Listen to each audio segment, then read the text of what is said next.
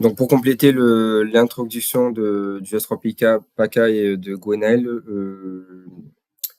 je complète les remerciements adressés cette fois-ci au S3PI PACA pour l'investissement que porte l'entité en lien avec focal sur le secteur de l'étang de Berre et toute l'activité économique, au sens générique du terme qui s'y déroule, je ne vais pas rentrer dans le détail. Et tout l'investissement porté est nécessaire concernant l'information qui est due au grand public, là aussi d'une manière vraiment très large, nécessaire et utile, en lien avec les activités stratégiques de ce secteur. Parce que je pense que c'est un rôle qui est vraiment très important et qu'il faut savoir rappeler et savoir souligner.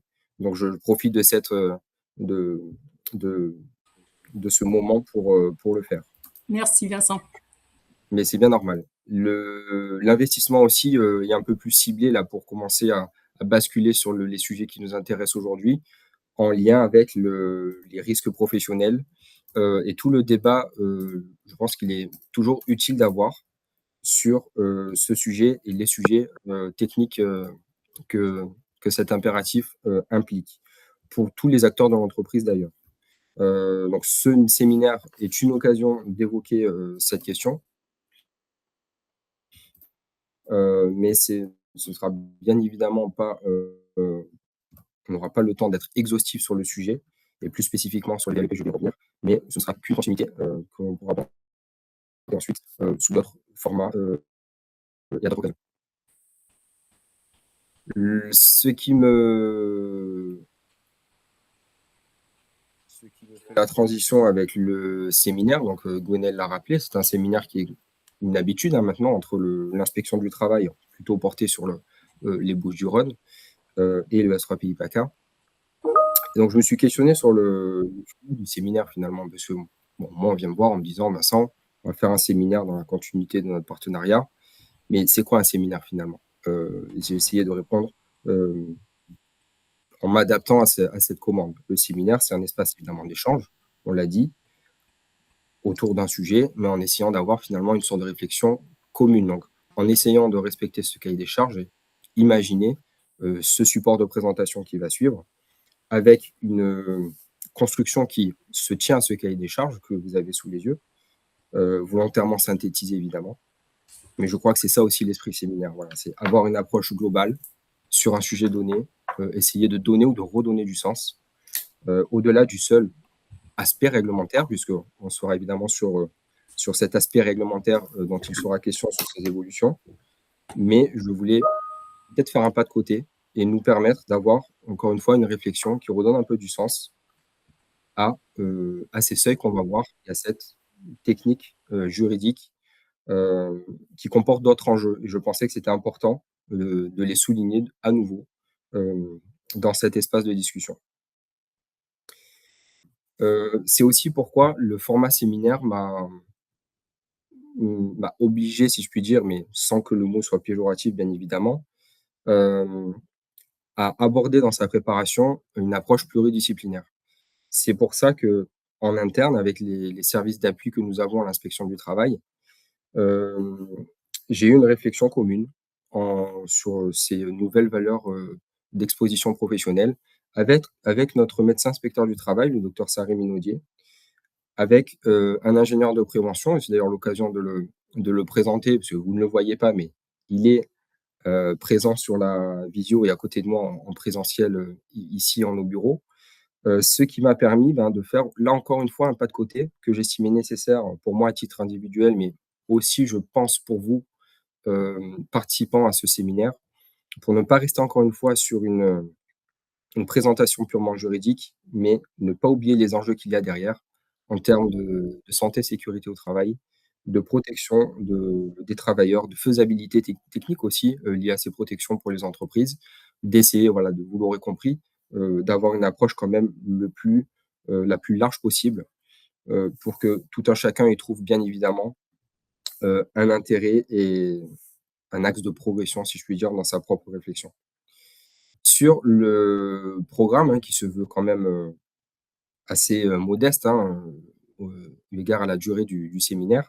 Donc un premier point sur la VLEP, la valeur limite d'exposition professionnelle. Ça me semblait quand même important, avant d'aborder un simple aspect réglementaire, d'évolution de certains seuils liés à certaines substances, de revenir quand même sur, les fondamentaux et de bien cerner l'enjeu de la VLEP d'une manière plus large. Un deuxième point qu'on évacuera assez rapidement sur, du coup, changement de VLEP, qu'est-ce que ça implique concrètement pour l'entreprise? Les apports réglementaires, ensuite, le plat de résistance de notre menu du jour, lié à la réglementation qui a évolué en avril 2026, principalement donc sur le 3 substances, le plomb, les diisocyanates et les émissions diesel. Un dernier point, puisque ça faisait quand même partie un petit peu de ce corpus de texte lié à ces évolutions réglementaires. Un mot très rapide quand même pour terminer sur les modalités de contrôle, de l'inspection du travail, heu, qui ont été un petit peu retoilettées, si je puis dire. On rentrera dans le détail en fin de séminaire, notamment liées à ces nouvelles VLEP. Comme l'a dit Gwenaël, de toute façon, bon, c'est pas un cours magistral, hein, loin de là. Le but, c'est bien évidemment de vous faire, de réfléchir ensemble et de vous faire participer. Donc, on a prévu entre chaque, entre chaque point de cette présentation, un espace d'échange qui sera, vous le verrez de toute façon, c'est un pense-bête pour moi, matérialisé par une slide ad hoc. Donc ne vous en faites pas, on pensera à chaque fois, à intégrer ce temps intermédiaire de recueil de questions, observation et cetera. Je suppose que Gwenaël ou peut-être, ou S3Pi plus largement, vous allez plus ou moins animer aussi, rythmer, si je puis dire, ce temps de ces espaces d'échange. Tout à fait. Donc, si on commence sur le premier point, donc la VLEP, sur une, je le rappelle, une approche, entre guillemets «généraliste» et revenir un petit peu à la définition, de cette notion. Heu, on peut résumer comme étant, un niveau de concentration en agents chimiques, sur une approche vraiment, généraliste, d'accord? Et générique. Qu'on va, venir apprécier dans une certaine période de référence avec un mesurage approprié, évidemment réglementé, on pourra y revenir, plus tard si vous le souhaitez. Tout ça dans le but d'avoir une corrélation, si je puis dire, entre un niveau d'exposition et un seuil d'effet sur la santé, d'accord? Donc ça, c'est vraiment une définition que j'ai essayé de m'écarter un petit peu, on va dire, d'une définition juridique, mais pour avoir vraiment la substance et le sens d'une VLEP en général.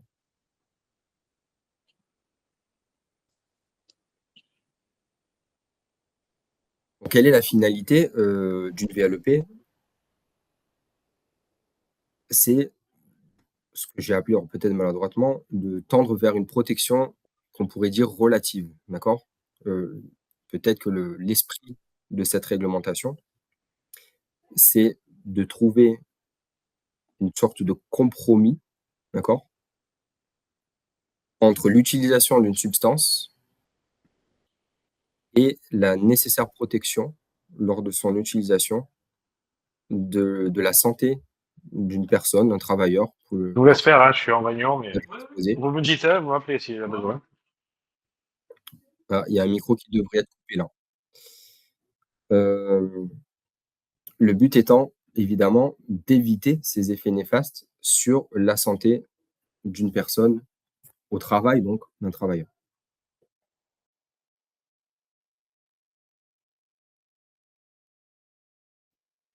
Pour autant, la VLEP, ça me semblait important de le souligner, c'est une mesure qu'il faut toujours relativiser. Alors, pas parce que la VLEP, ce n'est pas une, entre guillemets, «une fin en soi». C'est pas parce qu'on arrive dans un espace atmosphérique concerné au seuil réglementaire concernant cette valeur limite qu'on a fait le job en termes de prévention des risques, si je puis dire, d'accord? Il faut la relativiser en la mettant en adéquation avec ce qui va être beaucoup plus général sur ce qui vient rythmer l'approche et l'appréhension de la prévention des risques dans l'entreprise, ce qui constitue la colonne vertébrale sur le sujet, qui sont évidemment, ce que vous connaissez aussi bien que moi, les principes généraux de prévention. D'accord? La VLEP n'étant qu'une réglementation précise et technique, mais qui vient s'imbriquer, dans une sorte de poupée russe, dans une réglementation qui lui est plus généraliste et englobante. D'accord? Donc, la réglementation technique sur la VLEP doit rester en adéquation avec ces principes généraux de prévention. D'accord? Donc, c'est tenir compte aussi de la technique, de l'état d'avancement dans nos sociétés de la technique pour, de toute manière, essayer d'aller plus loin que ces valeurs limites d'exposition. Donc, on tient compte de l'évolution de la technique et on fait ce qu'il est possible en fonction de ce que nous permet notamment la technique. D'accord? La VLEP, alors si elle a le mérite, si je puis dire, de venir à un moment donné objectiver un certain seuil à ne pas dépasser, il ne faut pas oublier que, du coup, quand on parle d'une VLEP, on parle d'une valeur dans une situation donnée, avec une technique de mesurage, donnée, et donc on se focalise finalement, au sein d'un espace de travail, sur peut-être un seul critère qui évidemment, dans la situation, sous un prisme de prévention des risques, n'est bien évidemment pas exhaustif, d'accord? Donc ne jamais oublier que la VLEP, dans la continuité de ce que je viens de dire, s'imbrique là encore dans une approche de prévention des risques qui lui sera toujours plus large, si je puis m'exprimer ainsi, d'accord?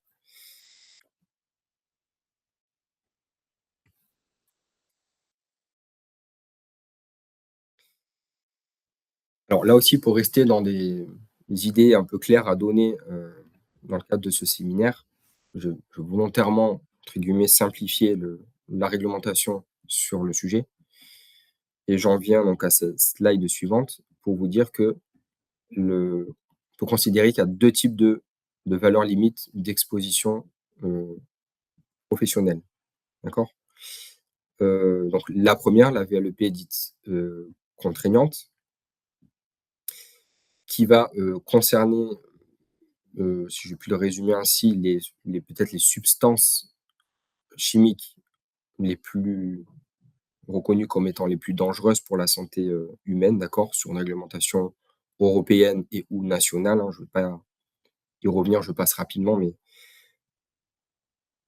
et donc pour lesquelles on va avoir en général, parce qu'il y a une valeur santé peut-être plus forte à protéger, par effet miroir, il y a une réglementation qui est plus restrictive, heu, concernant ces VLEP contraignantes, d'accord? Que je résume sur certains, points à l'écran, mais qui ne sont pas exhaustifs. Ça peut prendre notamment forme sur l'aspect suivi médical qui va bien souvent, heu, être plus resserré et plus abouti sur, une situation professionnelle, un poste de travail dans lesquels vont être, heu, mis, en cause, si je puis dire, des VLEP contraignantes, donc sur certains produits, d'accord? Pour le dire, encore une fois, de manière générique, avec ce fameux suivi, individuel renforcé. Potentiellement, pour, illustrer par sur un autre point, des prérogatives des autorités de contrôle et notamment de l'inspection du travail, qui pourront être là aussi un peu plus contraignantes sur, une veille effective de la tenue de ce type de valeurs, au sein des espaces de travail concernés, d'accord? Notamment la réactivité là que je ne fais que nommer à ce stade du séminaire, mais on pourra un petit peu plus le développer, vous l'aurez compris, sur le quatrième et dernier point de la structuration de cette présentation.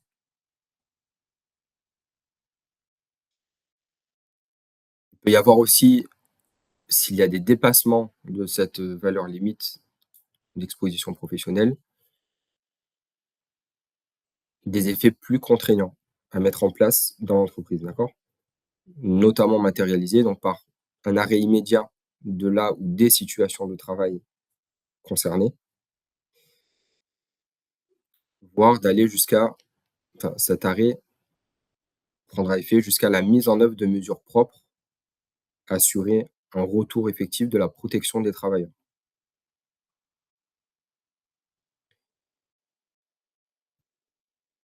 La VLEP indicative, donc on parle là d'une valeur limite d'exposition professionnelle pour laquelle l'environnement, on va dire, juridique associé à cette VLEP aura un caractère contraignant moins prononcé que la VLEP, contraignante qu'on vient de voir juste avant, d'accord? Donc pour aborder les mêmes points de discussion que je viens de présenter sur la slide précédente, sur l'aspect suivi médical, sur une VLEP indicative, on n'aura pas un suivi individuel renforcé, hein, en principe. On restera, si je puis dire, sur un suivi médical de droit commun, d'accord? Heu, alors évidemment que la médecine du travail pourrait, au cas par cas, décider d'avoir un suivi plus resserré sur une situation particulière. Bon, je ne sais pas si d'ailleurs il y a des médecins du travail connectés, mais bon, ce serait l'occasion peut-être intéressant d'avoir leur point de vue là-dessus. Mais disons que là, en restant tout à fait sur des principes généraux, on va dire, d'application commun sur cette VLEP indicative, par principe, voilà, le suivi médical sera moins resserré. Et si on a un dépassement, là, toujours par effet, de comparaison avec la slide précédente, heu, si on a un dépassement de la VLEP, les effets contraignants associés, je parle vraiment d'objectifs définis par la réglementation, qui nous parlent de re-questionner l'évaluation des risques et de définir ou redéfinir, voilà, les mesures de prévention ou de protection à mettre en place. Mais l'obligation est quand même moins, stricte puisqu'on ne va pas, j'entends bien seulement au sens réglementaire du terme, jusqu'à imposer, un arrêt de la situation de travail et cetera, d'accord? Ce qui ne veut pas dire, et là j'en reviens à l'application des principes généraux de prévention, que d'initiative, une entreprise ne peut pas, dans ce type de situation, aller jusqu'à prendre l'initiative d'arrêter la situation de travail, hein. Encore une fois, je n'ai qu'un raisonnement qui est juridique, attaché à, des, des effets et des obligations induits par la réglementation elle-même, d'accord? Il est bien évidemment possible dans une, situation de travail pour les acteurs concernés, d'aller plus loin et d'être plus, entre guillemets «protecteur» que, le minimum que prévoit la réglementation.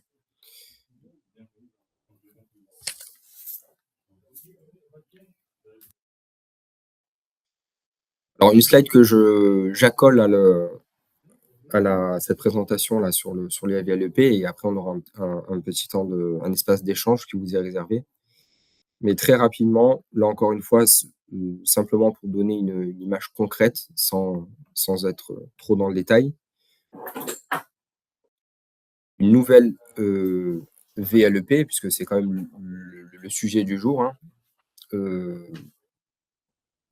parce qu'elle, préconise, heu et impose des nouveaux seuils, elle va, à mon sens, générer une une obligation de faire pour les entreprises qui seraient concernées, qui va nécessiter du coup de réexaminer, bien évidemment, sur une approche, globale et large, l'évaluation des risques, de re-questionner aussi, sur une réglementation plus précise, dans les locaux de travail, bah, les mesurages atmosphériques par rapport aux valeurs en question. Et de re-questionner aussi l'adéquation des mesures de protection collective. Alors, je donne un exemple là, sur par exemple, ventilation, captage à la source, et cetera, mais bien évidemment, c'est loin, très loin d'être, limitatif et exhaustif sur cette question-là. Mais c'était simplement pour, toucher du doigt le fait que, voilà, on va avoir une révision exhaustive de l'approche de la VLEP et de tout ce qu'il faut mettre en place dans l'entreprise en conséquence, dû à ces nouveaux seuils réglementaires.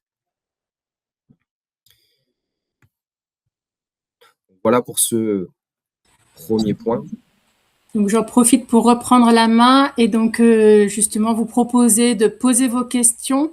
Alors je crois qu'il y a des gens qui sont restés dans Teams pour des questions techniques, donc rassurez-vous, je vois aussi vos questions dans Teams, donc n'hésitez pas à poser vos questions dans le chat, que ce soit sur l'outil Visio ou sur l'outil Teams.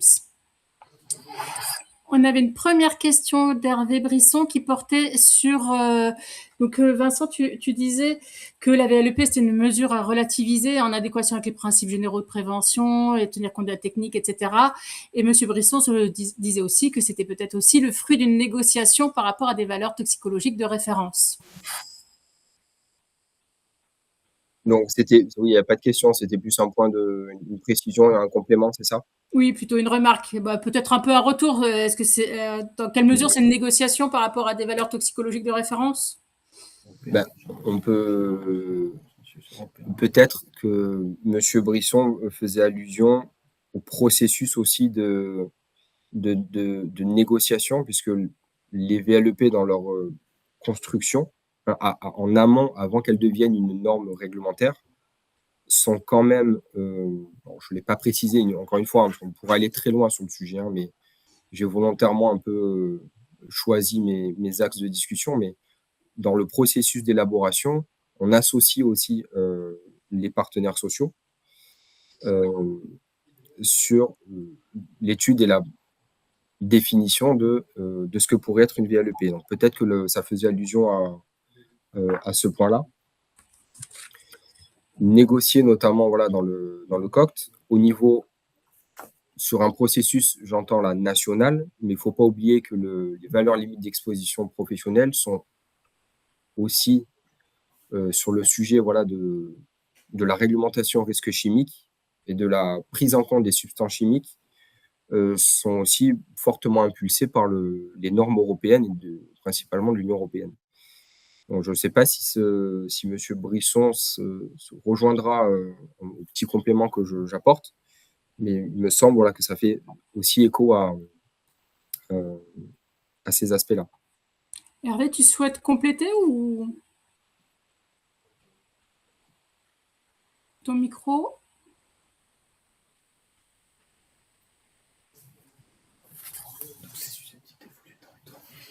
Hervé? Non, alors là, je ne sais pas, on entend quelqu'un d'autre. Je ne sais pas. Bon. Non, Gwenaëlle, c'est juste que Hervé est connecté sur le Teams. Ah, ok. Autant pour moi. Il est aussi sur l'outil Visio, hein? Bah, je pense qu'il parle sur le Teams parce que moi, je l'entends aussi. Je pense que c'est pour ça. Peut-être que du coup, ça pose souci d'être sur les deux à la fois. Bon, enfin bon. Donc, Madame Degout qui disait, dans le cas d'une VLEP contraignante, en cas de dépassement, vous avez précisé qu'il convient d'un arrêt immédiat de la situation de travail exposante. Sur quel texte peut-on s'appuyer pour exiger l'application de ceci par l'employeur? Alors, juste avant de répondre sur un aspect purement logistique, est-ce que vous retranscrivez par écrit la lettre PIPACA les questions? Nous, Ou est-ce qu'elles sont enregistrées d'une certaine manière? Puisque apparemment, sur votre outil, elles sont supprimées à la fin de l'appel. Mais on peut essayer de les conserver, oui. Moi, il faudrait essayer de les tracer. Alors, pourquoi j'en viens là? Tout simplement parce que, pour commencer à répondre à la question, si je n'ai pas sous la main la réponse, on peut différer sous forme de, entre guillemets, question-réponse qui sera diffusée ensuite aux participants, des précisions qu'on apportera en réponse justement à certaines questions. Alors, okay, il y a une réglementation, hein, sur cet aspect-là, je ne l'ai plus sous la main. À regarder du côté de l'article 4412-28 du Code du travail. Alors je regarderai quand même pour m'assurer d'être exhaustif les textes juridiques environnants, hein, si je puis dire. Mais on a quand même voilà, cette base réglementaire qui organise sous les aspects juridiques cette obligation d'arrêter l'activité en cas de dépassement d'une VLEP contraignante. Voilà, donc la base réglementaire, elle existe. La réglementation sur le sujet, elle est quand même bien ficelée, d'accord. Encore une fois, moi, c'est volontaire hein, de ma part, hein, dans le cadre de ce séminaire, de ne pas vous noyer, on va dire, de références juridiques, mais auquel cas, comme la réponse à cette question, voilà, si jamais ça génère des attentes, n'hésitez pas, comme vient de le faire madame, à poser la question.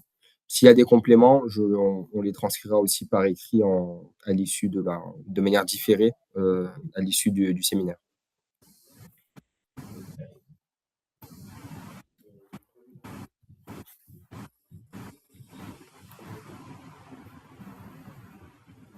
Pas d'autres questions là, ou d'intervention, Gwenaël, sur ce premier point?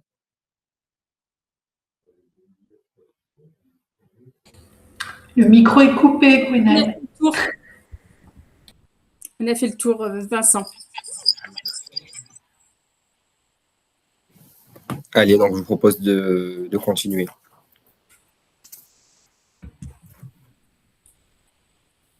Juste, Hervé Brisson a argumenté sa question tout à l'heure. Alors, pour préciser ma question, les VLEP peuvent être différentes suivant les pays au sein d'entreprises d'un même groupe. Le fait que des partenaires sociaux participent n'est nullement une caution scientifique, alors que les VTR mesurent des doses à partir desquelles on peut avoir un effet sur la santé. Oui, alors sur le processus d'élaboration, s'il y a à un moment donné une association en droit interne, un français, des partenaires sociaux, bien évidemment qu'il y a avant tout un travail scientifique sur la base duquel sont travaillés, si je puis dire, et ensuite traduits ces seuils, si je puis dire, hein, que constituent ces VLEP. Donc, bien évidemment que ce ne sont pas les seuls partenaires sociaux qui sont dans le processus d'élaboration et qu'il y a en amont une validation de la communauté scientifique, d'accord? Là aussi, encore une fois, au niveau européen et national. Une VLEP peut être différente parmi certains pays européens. Alors, ça peut s'expliquer de la manière suivante. Même si au sein de l'Union européenne, on a visiblement une réglementation commune avec beaucoup de règlements Union européenne sur le sujet, au sens large du terme, hein, de la substance chimique, rien n'empêche une réglementation nationale, et donc un pays donné, d'avoir une réglementation, quand bien même qui viendrait transposer, donc adopter, voire appliquer directement une norme européenne, je ne rentre pas dans le détail, pourrait être aussi sur un sujet donné, donc sur une VLEP, plus contraignante, d'accord? Et donc adopter concrètement des seuils plus bas que ce que prévoit la réglementation européenne. Donc après, effectivement, comme le soulève justement M. Brisson, je n'ai pas d'exemple concret en tête, mais on pourrait aboutir à ce résultat que vous soulevez justement, M. Brisson.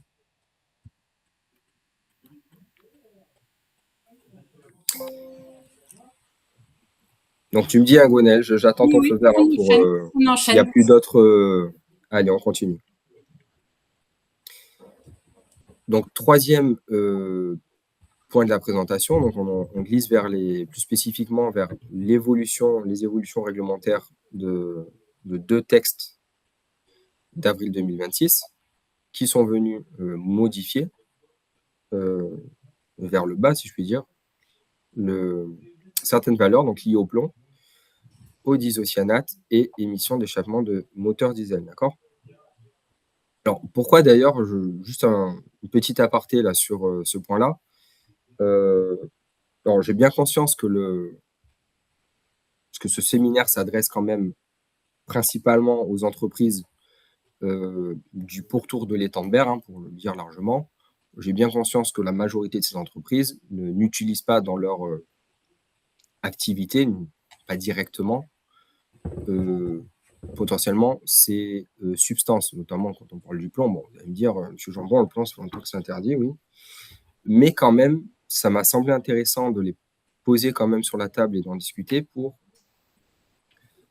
parce que les grandes entreprises, et pas que pourtour de l'étang de Berre, sont quand même indirectement par ricochet, si je puis dire, concernées à un moment donné, peut-être en tant qu'entreprise utilisatrice, en voyant des entreprises externes intervenir sur leur site pour l'entretien des bâtiments, pour l'entretien d'un process industriel, va importer finalement ces notions au sein de ces murs. Donc c'est pour ça que ça me semblait important, ça me fera une transition toute faite pour notamment le plomb, d'évoquer ces nouvelles VLEP dans ce cadre-là.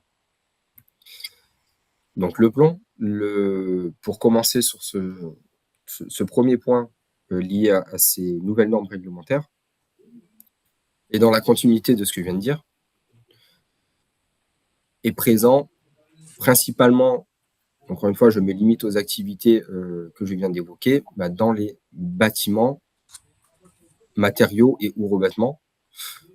Concrètement, ça peut prendre forme sur l'intervention, par exemple, sur des peintures, du bâtiment, de canalisation, sur des interventions liées à des interventions sur structures métalliques, donc découpe, sablage, etc., qui peuvent elles aussi être recouvertes de peinture, notamment pour des aspects anticorrosifs, etc., etc. Donc là, je suppose que vous, étant participants majoritairement issus de ces entreprises, vous connaissez la chose mieux que moi. Je voulais juste reposer à travers quelques exemples, mais sans être exhaustif là non plus, bien entendu, la présence du plomb et finalement toucher du doigt à quel moment donné dans la vie de l'entreprise on peut rencontrer, même indirectement, comme je viens de le dire, avec l'intervention de sous-traitants extérieurs, ce métaux lourd. D'accord ? Les travaux de couverture, bon, évidemment, mais encore une fois, la liste qu'on a sous les yeux n'est pas exhaustive sur le sujet.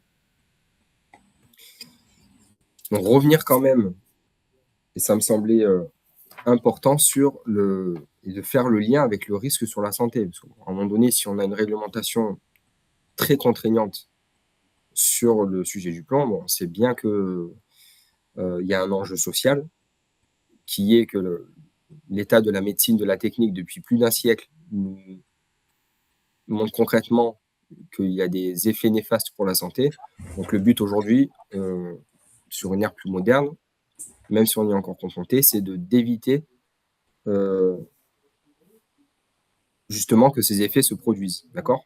Sur une échelle vraiment individuelle, quand on regarde la situation de travail d'un travailleur donné, mais aussi sur une échelle peut-être un peu plus collective, d'accord ?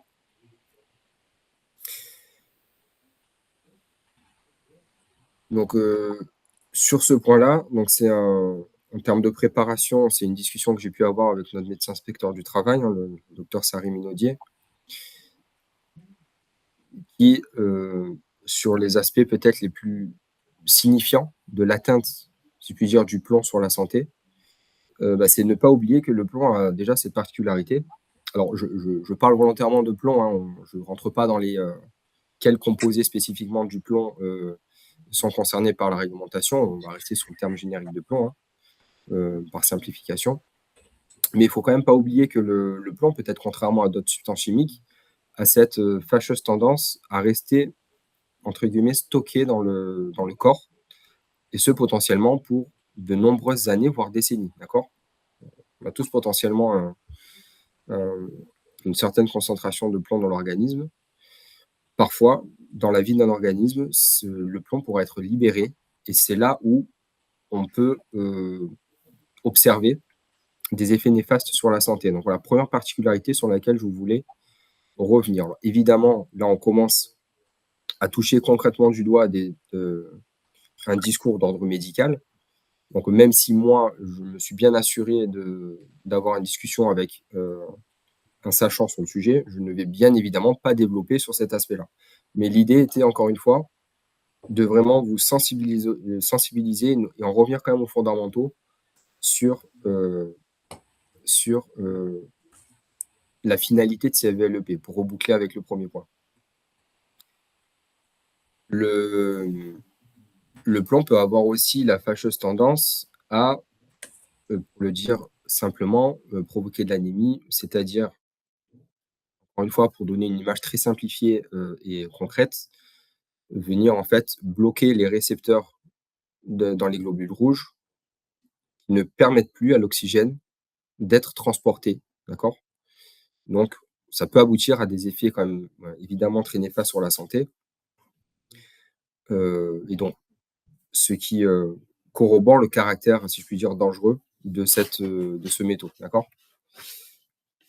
Et d'où en lien, en conclusion quand même assez, logique avec ce que je viens de présenter, qui est évidemment très réducteur, hein. Encore une fois, hein, le plomb et les effets sur la santé, on pourrait tenir un séminaire de 3 jours sur le sujet.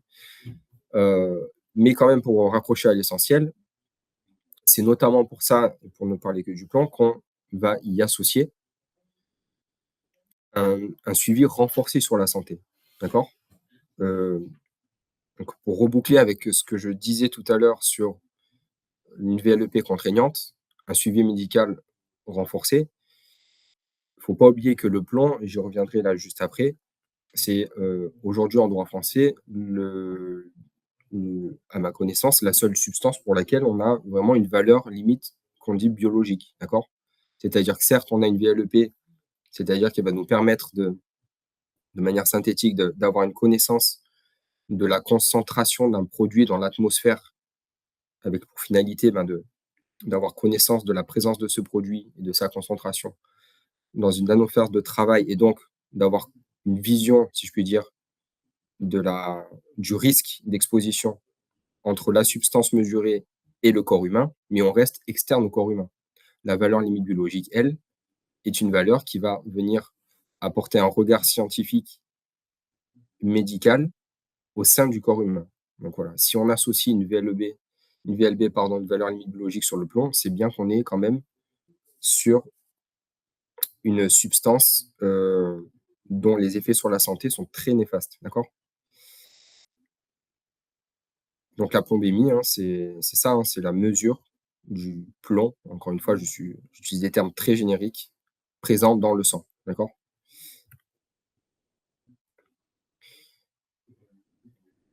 Donc sur l'évaluation des risques, on va pouvoir enfin, dès qu'il y a une activité qui va être susceptible, je dis bien susceptible, d'exposer un agent CMR, donc c'est soit cancérogène, soit mutagène, soit reprotoxique, ou les 3, il va être nécessaire notamment d'évaluer l'exposition potentielle, donc obligation qui pèse sur l'employeur.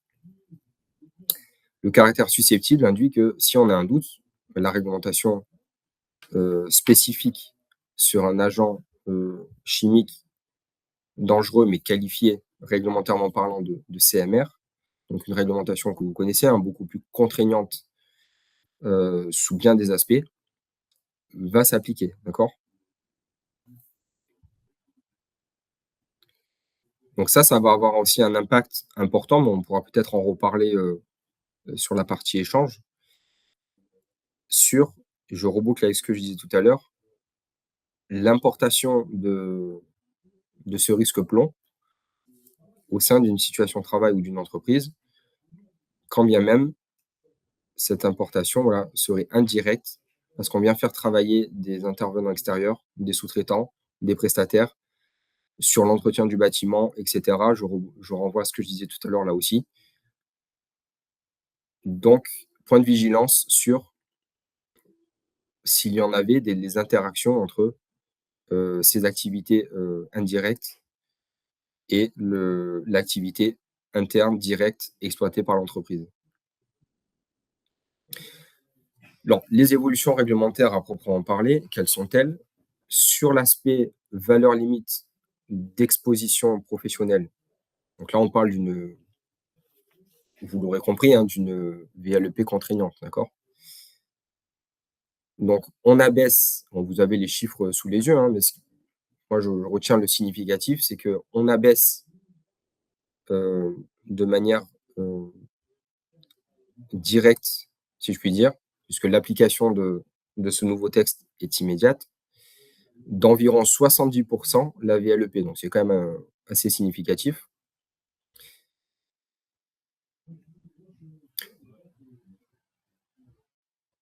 Un petit laïus sur le suivi individuel renforcé. Donc, sur cette VLEP, il n'y a pas d'effet de seuil. C'est-à-dire que le suivi individuel renforcé du ou des postes de travail et donc, par ricochet, des travailleurs identifiés comme pouvant être exposés au plomb en fonction de la nature de leur travail, ce suivi individuel renforcé va se faire dès l'affectation sur un poste à risque. D'accord ? On ne me parle pas de suivi individuel renforcé dès le dépassement ou dès l'atteinte d'un certain seuil. Non, là, c'est vraiment dès que la personne concernée, le travailleur, est sur le poste, on met en place ce type de mesures.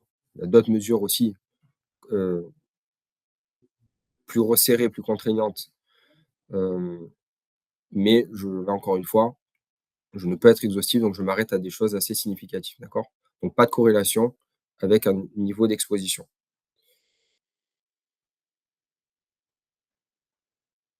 J'ai commencé à en parler juste avant, donc le deuxième aspect réglementaire modifié par rapport au plomb, par ces textes du 8 avril 2026, c'est l'abaissement de la valeur limite biologique. Donc j'abaisse le seuil lié à l'atmosphère de la situation de travail, donc dans les locaux de travail concernés, ou les situations de travail plus largement, mais je veille aussi, cette réglementation veille aussi, à venir abaisser la valeur limite biologique, c'est-à-dire le taux de plomb présent dans le sang d'une personne, d'accord?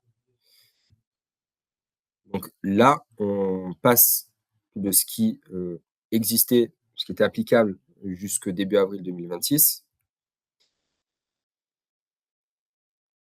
à une modification des seuils, et ce, de manière transitoire, par palier, d'accord? Donc si j'en reviens à la première ligne, on était distinction homme ou femme à respectivement 400, 300 microgrammes par litre de sang, d'accord? À 300 microgrammes applicables immédiatement et jusque fin 2028. Donc on abaisse de 25% finalement cette VLB, d'accord?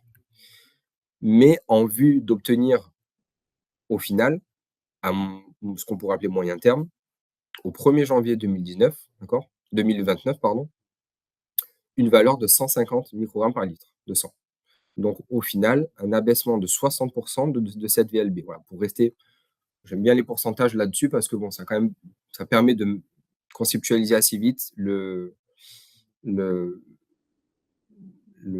échelle de proportion sur l'abaissement des seuils.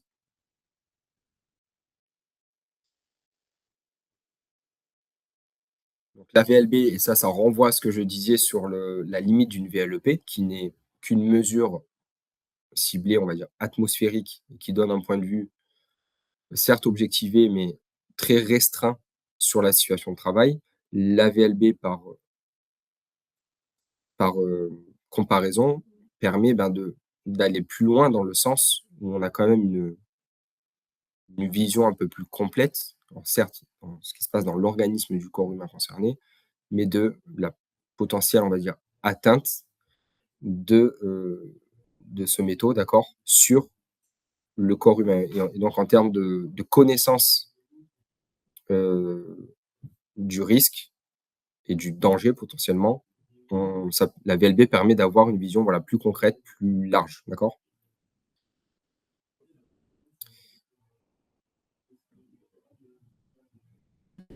Elle permet de passer outre la limite de la VLEP, d'accord? C'est ce qui est marqué sur la slide. Parce que alors là, encore une fois, je passe très vite sur ce point-là, mais il ne faut pas oublier que le plomb n'est pas seulement présent dans une atmosphère sous une forme aérosol, poussiéreuse, etc. Donc le seul risque de contamination, ce n'est pas l'inhalation. La VLB permet justement de prendre en compte, dans la continuité de ce que je viens de dire, d'autres canaux de contamination, si je puis dire. Manuportés, donc indirects, etc., etc. Et c'est pour ça que sur le sujet du plomb, on a une réglementation, mais comme beaucoup de substances chimiques CMR très nocives, hein, de réglementation liée à la mise en protection du travailleur, d'accord, équipement de protection collective, mais procédure d'habillement sur les équipements de protection individuelle, etc. Et une séparation, une frontière la plus étanche possible avec la situation civile, si je puis dire, de la personne. Comment elle passe du statut de je rentre dans mon local de travail pour travailler à je redeviens monsieur, madame un tel, comment je me décontamine, comment j'évite une décontamination directe ou indirecte. Voilà, donc ça, on va vraiment jusque-là. Je ne rentre pas dans le détail de la réglementation, mais l'enjeu, en fait, c'est vraiment celui-ci. Voilà. Donc, cette évolution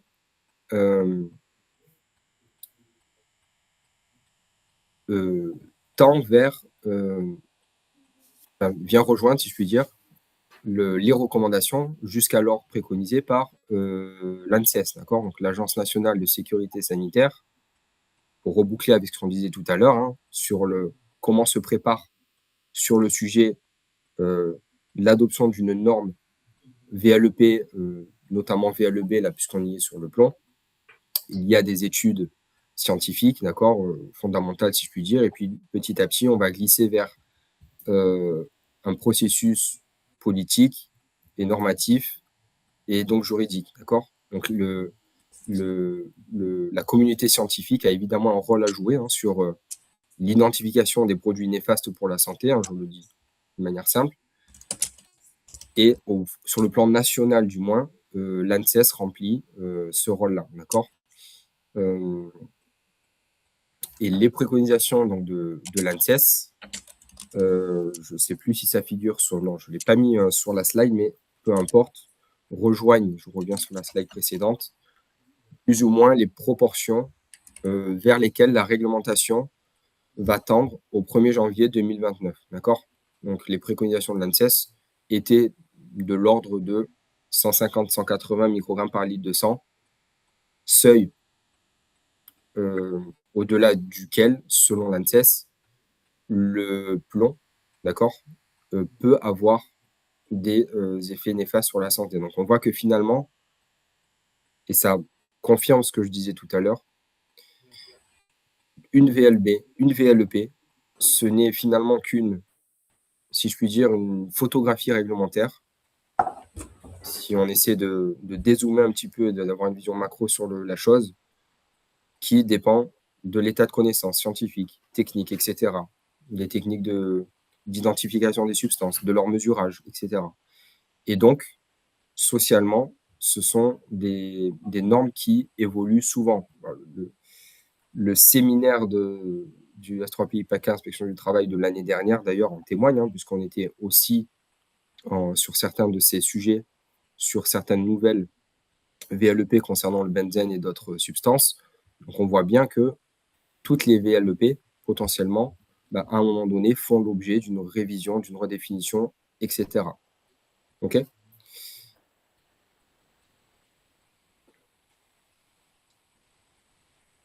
Donc, je reprends la main. La parole est à vous, je te laisse la main, Gwenelle. Alors, il y avait justement une question, donc tu parlais de valeur limite d'exposition dans l'air et de VLB, donc dans le corps humain, dans le sang plus précisément. Et donc, il y a une question qui est posée sur les matériaux auxquels sont exposés les gens, notamment les peintures. Et typiquement, combien faut-il informer les entreprises concernant le plomb, par exemple sur des peintures qui a du plomb.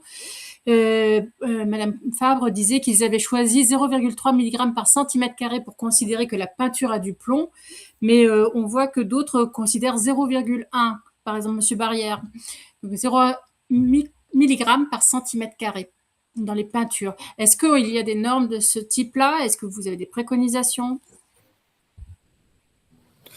Alors, la question est très technique, mais intéressante. Non, à chaud, je n'aurais pas de réponse concrète à donner. peut-être une perspective de réponse, mais encore une fois, moi, je suis attaché à revenir vraiment vers vous par écrit, hein, sur les réponses qui resteraient en suspens, hein, à l'issue de ce séminaire.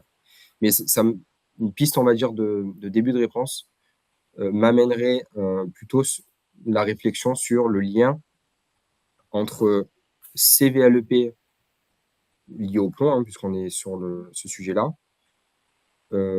et toute l'information qui est due par un fabricant ça nous renvoie aussi aux notions de mise sur le marché des produits. Et là, on renvoie au FDS notamment. Donc la notion qui a été évoquée là par la question. C'était dans les pointures au plomb. On était sur Madame Fabre ou Monsieur Barrière, vous pouvez prendre la parole et compléter, expliquer. Madame Fabre, Monsieur Barrière.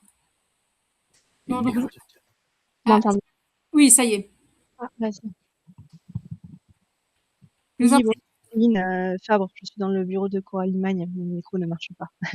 D'accord. Oui, en fait, on a ce sujet-là parce que du coup, on est une usine. Je travaille aussi avec Hervé Brisson. On est sur une usine de pétrochimie. On a du sablage, donc des peintures pour des peintures qui ont du plomb. À un moment, il fallait bien considérer un seuil de détection pour définir juste les déchets, hein, savoir si déjà en première instance on émet en déchets plomb ou pas. Donc on est parti, on a baissé déjà notre seuil, hein, pour arriver à 0,3. On n'était pas à 0,3, donc on a déjà baissé. Du coup, effectivement, on n'est pas à 0,1. J'ai vu que Monsieur Barrière avait dit 0,1. Donc on est à 0,3, mais donc déjà c'est du surfacique. Donc nous on n'est pas sur de la VLEP parce que à première vue, on n'est pas sur des travaux chez nous pour nos salariés qui peuvent exposer sur du plomb. C'est pas des travaux on est en risque importé, mais on n'est pas sur nos risques propres. Par contre, pour les entreprises, voilà, à partir de quand elles peuvent se mettre en protocole plomb, quoi. Qu'est-ce qu'on fait, qu'est-ce qu'on leur donne comme information pour que elles définissent un protocole plomb, sachant que en termes de pratico-pratique, du coup, on n'est plus du tout sur les mêmes devis, plus du tout sur les mêmes organisations. Donc voilà. Donc là, oui, si on fait référence à des hypothèses d'intervention, voilà, sur rénovation, réhabilitation de plutôt bâtiments ou installations. Donc pour reboucler avec ce que je disais, de toute façon, si on a le caractère susceptible de présence de plomb, alors que le doute pourra être levé notamment par un repérage avant travaux, évidemment. Mais en cas de doute, la réglementation qui s'applique, de toute façon, abordera une hypothèse toujours plus protectrice pour les travailleurs concernés. D'accord ?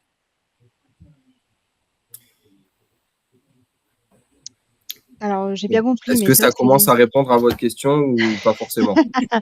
Bah oui, c'est sûr, mais le problème, c'est que tout le monde n'a pas la même sensibilité, et c'est sûr que sans seuil surfacique, c'est un peu compliqué voilà, c'est chacun décide. Mais je comprends que oui, en tant que donneur d'ordre, évidemment, en cas de doute, il n'y a pas de doute. Mais bon, quand on est sur des travaux et qu'on a une valeur surfacique et que c'est pas un seuil prédéfini réglementaire, c'est vrai que c'est compliqué quand même d'ordonner un protocole. Alors que bon, pour l'amiante, c'est figé, quoi. Je veux répondre spécifiquement ? Non. Oui. Monsieur Rémi Barbe, qui est ingénieur de prévention à l'inspection du travail, va apporter un complément. Je vais rien inventer, je vais surtout tenir les propos du ministère, enfin du positionnement du ministère, et qui fait l'objet de guides sur le plomb en interne. La démarche, vous la connaissez, hein, c'est de faire des repérages avant travaux plomb. Hein. On a une norme depuis quelques années, hein, la 46035. Et contrairement aux crêpes, hein, pour les immeubles bâtis et pour préserver les enfants qui les occupent, il n'y a pas de seuil de surfacique dans le repérage avant travaux plomb. Donc, dès que l'appareil de détection rayon X détecte du plomb, le diagnostic est positif. Donc, voilà, je voulais rappeler que les entreprises doivent être informées de la présence de plomb dès lors qu'elle existe. Voilà. Après, sur les déchets, vous interrogez l'ADREAL éventuellement, qui vous donnera un avis, mais en tout cas, sur la présence de plomb, j'aimerais vous dire, ou en tout cas, il n'y a pas de seuil que la réglementation et que le système d'inspection du travail peut vous donner sur l'existence ou l'absence d'un risque plomb. Il y en a pas. Donc, dès que c'est détecté, il faut en tenir compte. Voilà. C'est peut-être pas la réponse que vous aimeriez entendre, mais on est obligé de vous tenir ces propos-là. Allez-y, n'hésitez pas. Non, ça va, ça va, ça va, c'est OK. Après, vous faites votre évaluation de risque et on confrontera ça. Voilà, mais vous le savez, hein, ça, j'invente rien, il n'y a pas de seuil. Hein, donc, dès que vous faites un repérage, vous aurez du plomb et quel que soit l'opérateur de repérage qui viendra vous le faire, il va mettre aujourd'hui, hein, c'était pas le cas autrefois. Autrefois, il comparait tout au 1 mg par centimètre carré. Il a absolument pas ils le font plus. Ils disent on est supérieur au seuil de détection et donc on a du plomb dans les revêtements. Voilà, oui, parce qu'on était à 1 mg en fait, et nous on a baissé à 0,3, donc on pensait être dans la bonne démarche en étant déjà à 0,3 par rapport à 1 mg. Bah, c'est mieux que 1, mais c'est mieux que 1, 0,1 c'est encore mieux que 0,3, et le seuil de détection des appareils est inférieur à ça. Je pense que la CARSAT ne démentirait pas, ou l'OPP-BTP également, ne démentirait pas ce que je suis en train d'indiquer, puisqu'on en a parlé avec eux. Ok, très bien, merci pour votre réponse. Est-ce qu'il y a d'autres questions? Pour l'instant, j'en vois pas dans le chat. N'hésitez pas, vous pouvez aussi lever la main. Je pense que je dois pouvoir voir. Et sur Teams, je n'en vois pas non plus. Donc, on peut en rester là et sur cette partie plomb. Et puis, Vincent, je te propose de poursuivre. Oui, de toute façon, si des questions émergent par effet un peu différé, hein, sur le temps du séminaire, vous êtes bien évidemment tout à fait toujours à temps de les poser, d'accord? Quand bien même on avance sur une thématique suivante, hein, d'accord? Donc, sur les diisocyanates, pour basculer sur la thématique suivante, hein, donc, alors, là, encore une fois, je recontextualise ces substances dans la configuration dans laquelle, bon, à mon sens, hein, mais ce sera à vous de le repréciser tout à l'heure sur la partie échange, dans laquelle on est le plus probablement en présence de ces diisocyanates dans votre cœur de métier, si je puis dire, hein, d'accord? Donc là, encore une fois, on serait, à mon sens, mais je me trompe peut-être, plutôt sur une partie sur l'utilisation, du moins plutôt fléchée BTP, si je puis dire, entretien des bâtiments, d'accord? Donc potentiellement, là aussi, une intervention extérieure et donc une importation possiblement du risque au sein de vos locaux de travail, d'accord? Je mets de côté volontairement, mais ce sera peut-être intéressant s'il y en a parmi vous pour des activités plutôt fléchées chimie, de savoir si vous utilisez ces substances, d'accord? Cette famille de substances. Donc là encore, hein, on est sur je voulais simplement rappeler pourquoi est-ce que les diisocyanates font partie des agents chimiques dangereux, hein, et ont une réglementation plus contraignante, parce qu'il y a là aussi des risques pour la santé, plutôt liés, pour vous donner une image concrète, sous l'aspect irritation, sensibilisation cutanée, mais pas que, potentiellement aussi problèmes respiratoires. Donc là encore, on voit l'effet entre la rencontre, c'est toujours ce point qu'il faut garder en tête, entre le ou la substance concernée, enfin là où les substances pardon concernées et l'effet qui n'est pas désiré sur le corps humain, qu'on essaie d'éviter.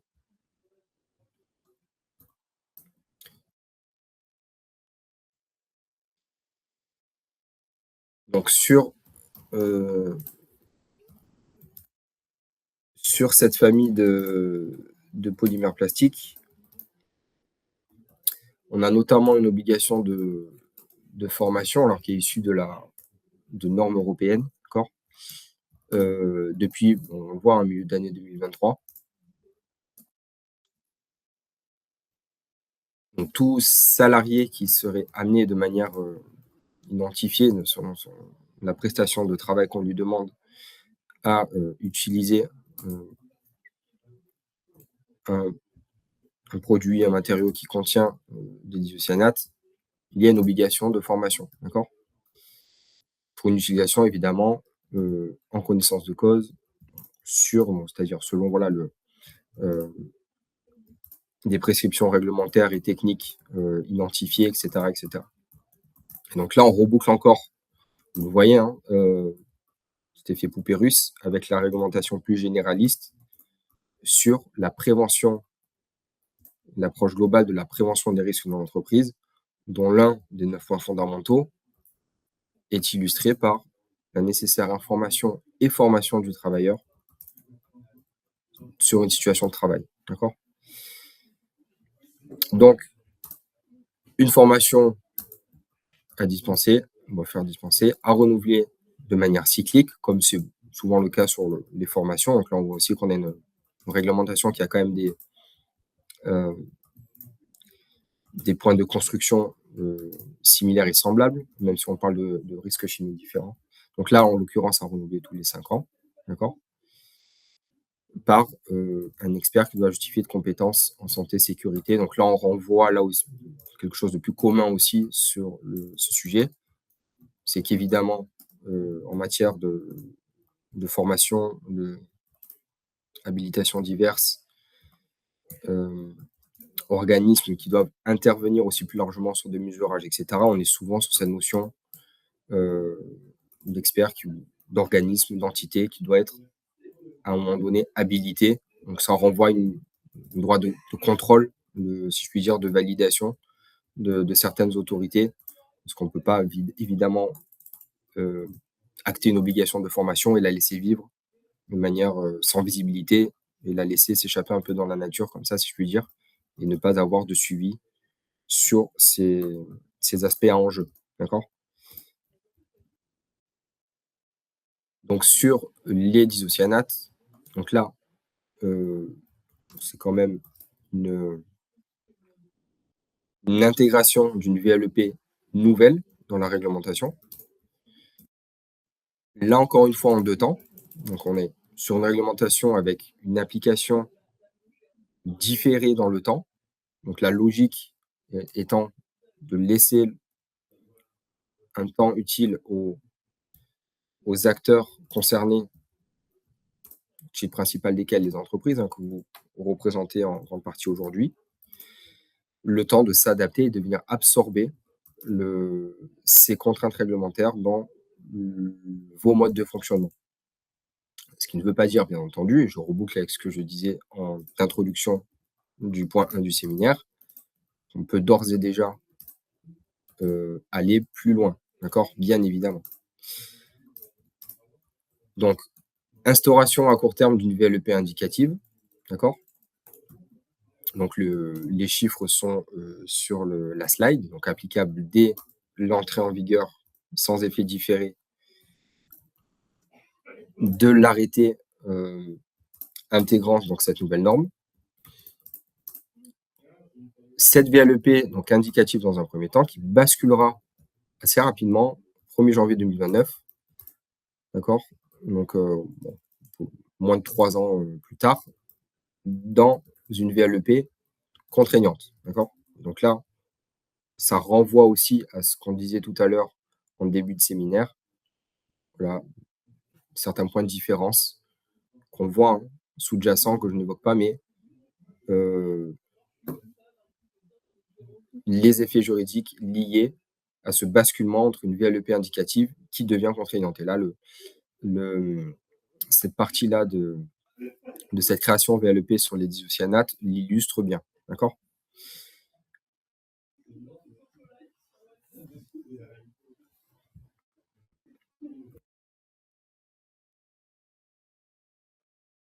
Donc sur cette partie un petit peu plus courte, est-ce qu'il y a des réactions, des questions?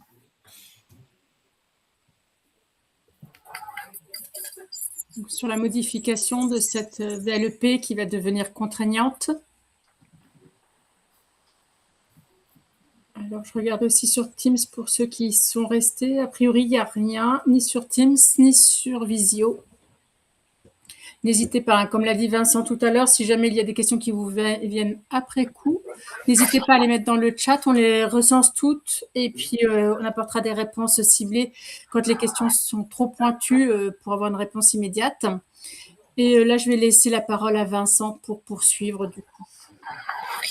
Oui, alors, moi, j'ai une observation à faire, c'est est-ce que l'absence d'intervention là sur le sujet, est-ce que ça renvoie un petit peu à ce que je disais tout à l'heure, par une méconnaissance de la substance? Est-ce qu'elle est tout simplement pas du tout présente dans vos activités en interne ou par, comme je le disais, par effet un peu ricochet par l'intervention d'entreprises extérieures? Donc, est-ce que peut-être il y a moins d'intérêt pour vous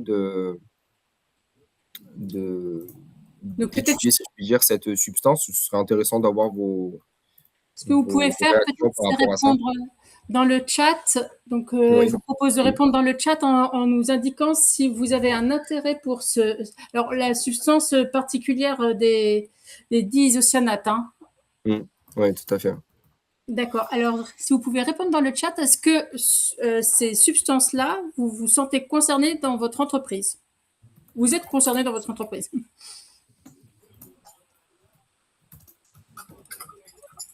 Je vous laisse répondre dans le chat. Oui ou non? Oui, non. Pendant que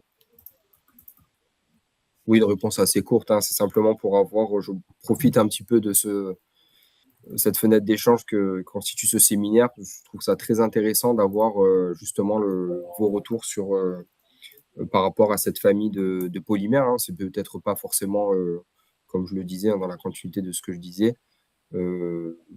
utilisé directement ou même par effet d'importation forcément identifié ou même présent. Hein. Donc c'est bien aussi d'avoir vos retours par rapport à ça. Alors, potentiellement par une entreprise intervenante, donc de façon indirecte, non concernée, non concernée. Merci de vos réponses. A priori, plutôt non concernée. Sauf de façon indirecte. Merci pour vos réponses. Merci pour vos premiers retours. Donc, si on continue donc, sur la dernière thématique sur ces apports réglementaires, donc, qui concernent les émissions diesel, donc on est sur la même base réglementaire commune, hein, ce décret du 8 avril 2026.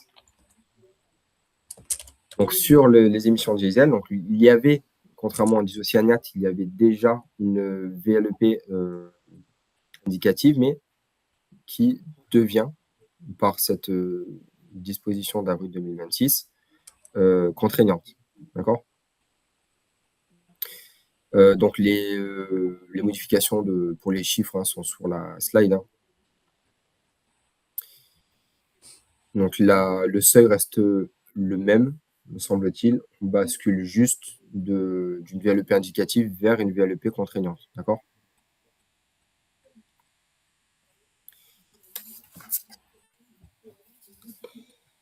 Donc, c'est une information là, beaucoup plus contenue que je vous donne dans ce point d'échange sur les modifications des nouvelles VLEP. Donc, ce serait intéressant de savoir si dans encore une fois, hein, prolongement de la question, la répétition de la question précédente, si vous êtes et à quel titre, à quel degré, dans quelle partie de votre activité, possiblement déjà concerné et impliqué sur cette VLEP.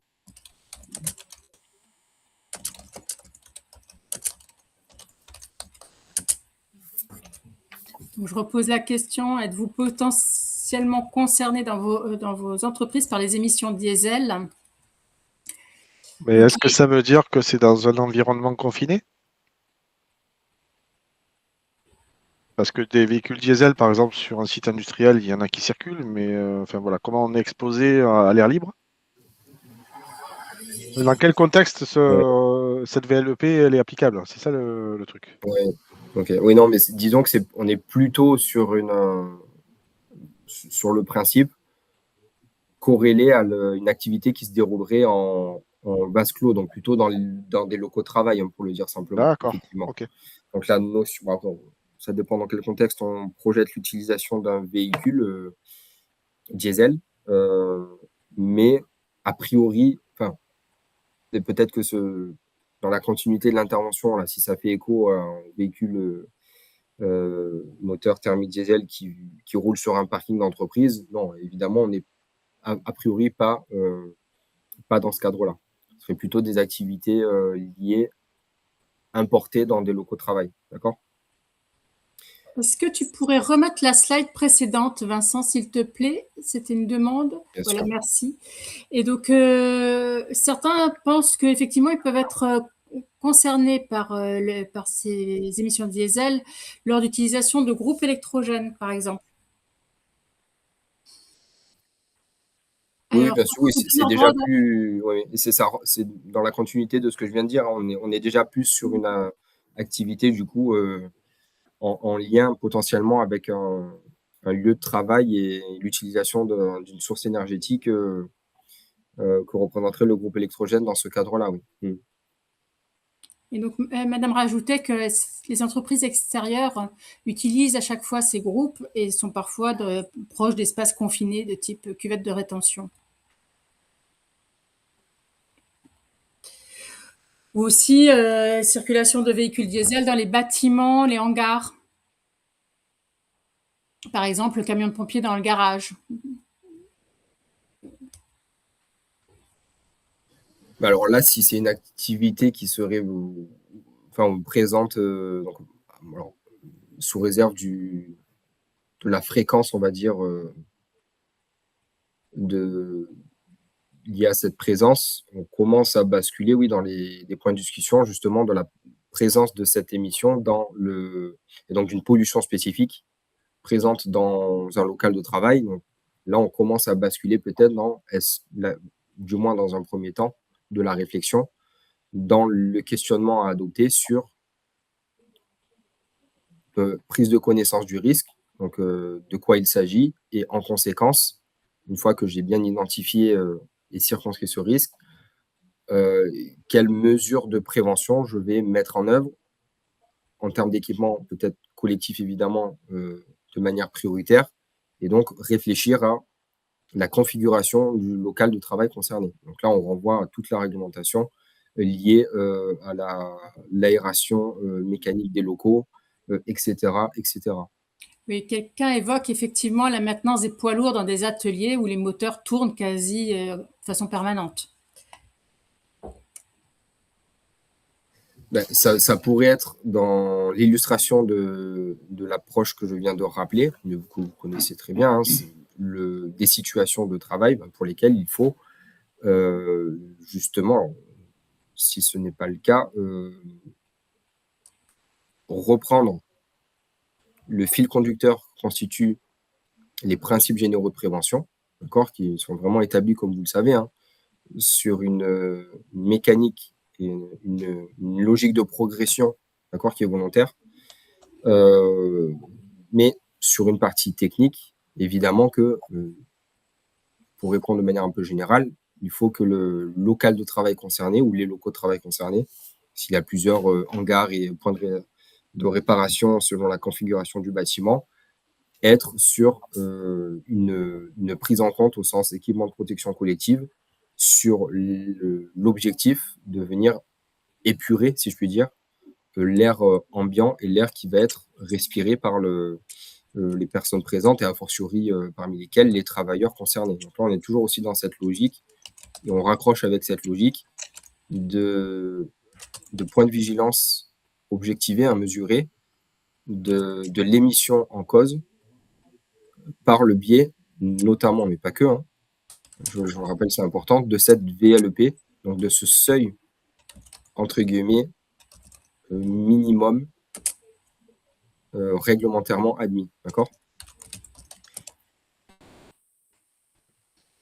Très bien. Il y avait aussi monsieur qui disait généralement les groupes électrogènes sont quand même positionnés en extérieur. Il y a longueur de câble de puissance adaptée pour que justement il n'y ait pas d'exposition à ces émissions de diesel. Hein.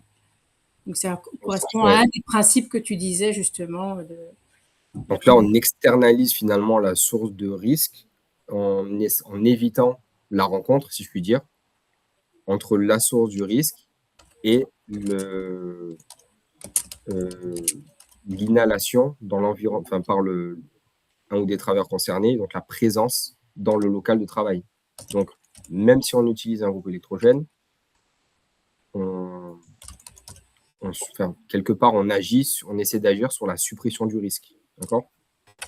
Donc, effectivement, ça renvoie, et c'est là qu'on voit toute la pertinence des principes généraux de prévention, c'est que si vraiment on les prend dans l'ordre dans lequel ils sont établis, ça nous donne vraiment un axe de progression et presque déjà un plan d'action, si je puis dire,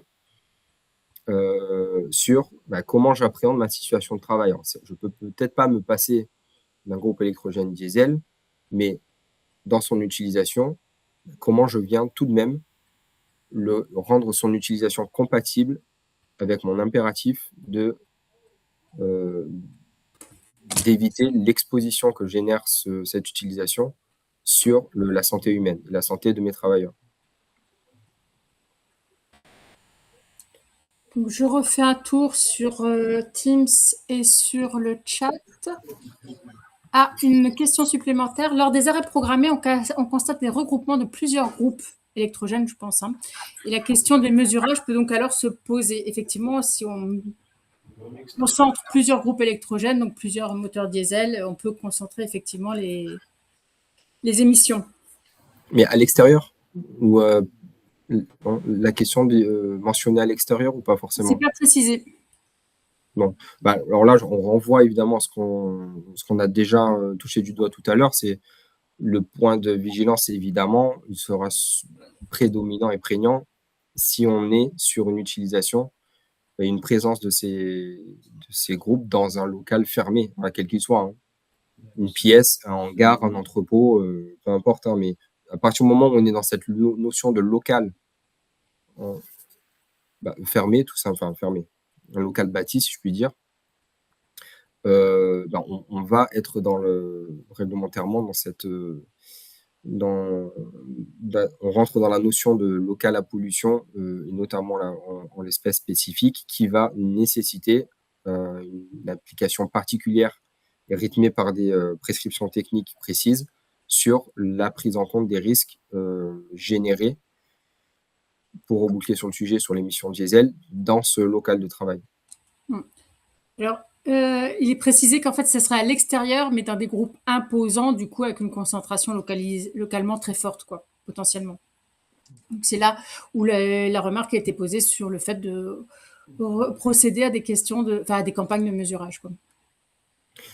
Mais encore une fois, n'oublions pas qu'on peut toujours aller dans la prévention plus loin que ce que préconise la réglementation. Donc, alors, si une situation de travail, quelle qu'elle soit, concentrerait des groupes de ce type avec d'envergure industrielle, si je puis dire, en volume et en nombre, quand bien même positionné à l'extérieur, parce que c'est proche d'un local de travail ou d'une situation de travail aussi plus largement, rien n'empêche les acteurs concernés de procéder à des relevés de valeur dans un objectif de prise en compte en matière de prévention. Donc ça peut de toute façon aussi toujours s'envisager, évidemment. Très bien. Je te laisse poursuivre, Vincent, par le dernier point, du coup, qui concerne les modalités de contrôle de l'inspection du travail. Et ensuite, on a un dernier temps d'échange. Alors, lors du goûter approchant, vous voyez que j'ai bien pris vigilance de garder le point le plus intéressant pour la fin. Allez, blague à part, donc on continue, mais alors, les slides sont assez courtes hein, sur le sujet, ne vous en faites pas, on arrive vraiment plutôt à la fin de la présentation. Donc, dans la corrélation de ce dont on vient de parler, je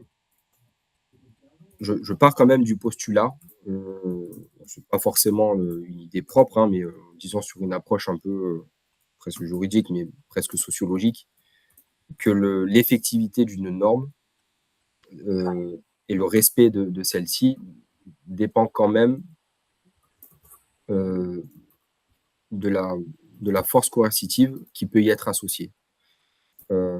Parce que le non-respect aboutirait sur une sanction définie par les textes, parce qu'on y associe des moyens d'intervention des autorités publiques, quelles qu'elles soient, d'accord, et quels que soient ces moyens. Et donc, si on applique aux situations qu'on a mis en discussion jusqu'alors, sur ce sujet, mais pas seulement, l'autorité de contrôle que constitue l'inspection du travail sur les situations de travail s'est vu associer des prérogatives spécifiques en lien avec ces questions-là, hein, avec ces enjeux, si je veux le dire de manière un peu, encore une fois, dans une approche un peu globale, ces enjeux du respect de la réglementation, de la nécessité de protection des situations de travail en lien avec une exposition potentielle à des substances chimiques. Donc, l'une des prérogatives associées à ce droit de contrôle de l'inspection du travail, c'est la demande d'analyse. D'accord ? L'inspection du travail, parce qu'à un moment donné, sur un contrôle, on identifie une situation dans laquelle il y a un doute, on pense qu'il peut y avoir une présence de certaines matières, etc. L'inspection du travail va pouvoir demander à l'employeur, donc une obligation de faire, procéder à des analyses. D'accord ? Donc, tout ça dans le contexte dans lequel la situation, comme je l'ai dit, serait susceptible de comporter ou d'émettre des agents chimiques dangereux qualifiés de CMR. Donc, les agents chimiques, au sens de la réglementation droit du travail, pour le dire sur de formulation moins juridique, les plus dangereux. D'accord ?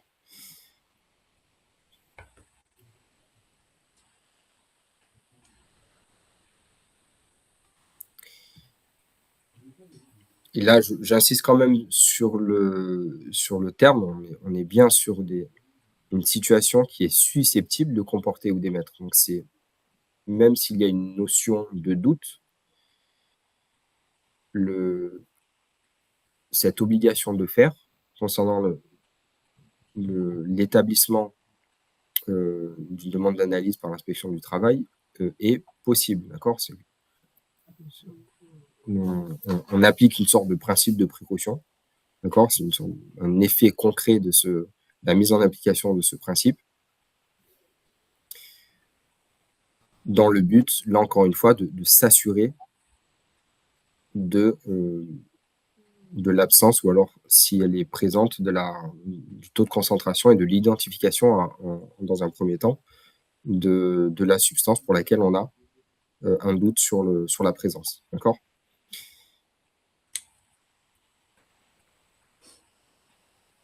Donc, je dresse là encore une présentation rapide de la prérogative suivante. Les textes d'avril 2026 n'ont fait que retoiletter, hein, c'est pour ça que je passe rapidement, on est quand même sur des pouvoirs de contrôle de l'inspection du travail qui préexistaient déjà à ces textes de ce printemps. D'accord ? En fonction de la présence d'un agent substance chimique qualifié de CMR, d'accord ? pour laquelle la réglementation associe une VLEP contraignante.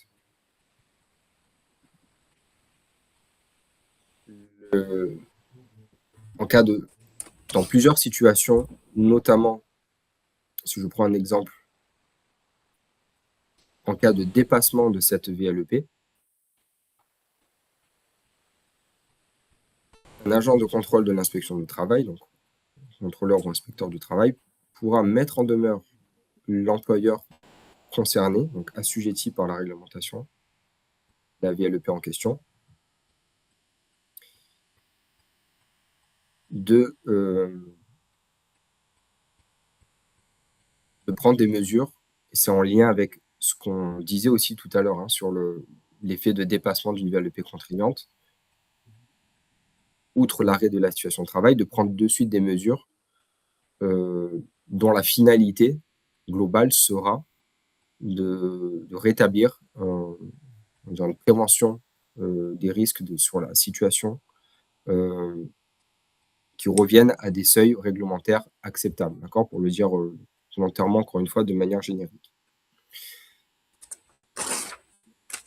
Si à l'issue d'un processus et d'une procédure dans laquelle cette mise en demeure est générée et prend forme, l'employeur assujetti concerné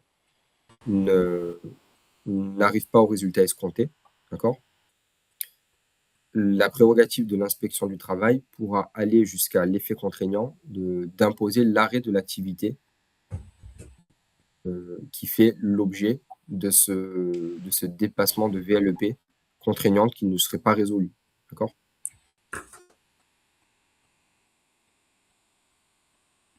Donc, on voit que plus l'enjeu de protection de la santé, c'est vraiment ça l'idée qu'il faut retenir, est fort, plus la réglementation peut aller jusqu'à doter un organe, une autorité de contrôle, qui est l'inspection du travail, jusqu'à venir, si je puis dire, se substituer dans la décision de l'entreprise pour, de manière concrète, prendre la décision d'arrêter à sa place l'activité. D'accord ? Donc, on voit quand même que, associé à cet enjeu fort de protection de la santé sur certaines situations, parce qu'on est exposé à des agents, des substances chimiques les plus dangereuses, associé à cette réglementation, parce que les règles juridiques établissent que l'effectivité de cette réglementation est importante, on a associé réglementairement et légalement, si je puis dire, plus largement, une prérogative spécifique de l'inspection du travail. D'accord ?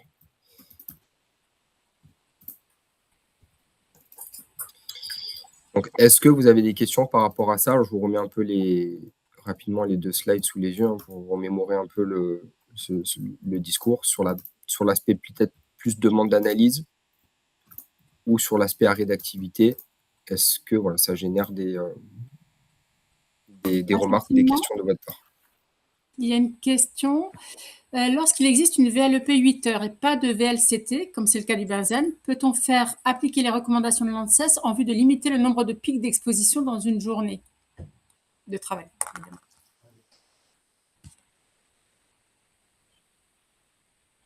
Alors, sur les recommandations de l'ANSES, qui, je suppose, qui est induit par la question, qui comporte, elle, des VLCT, c'est ça ? Alors, il parle de pic d'intensité maximale égale à 5 fois la VLEP 8 heures. 6 pics. Peut-être pourriez-vous préciser la question pour être sûr que l'on comprenne bien, s'il vous plaît. N'hésitez pas à ouvrir le micro. On a beaucoup de pics très proches de la VLCT 15 minutes, donc il faudrait les éviter, ou les limiter en nombre. Bonjour, pardon. Je vous en prie, posez la question, précisez la question. En fait, concernant le benzène, on a une VLEP supérieure,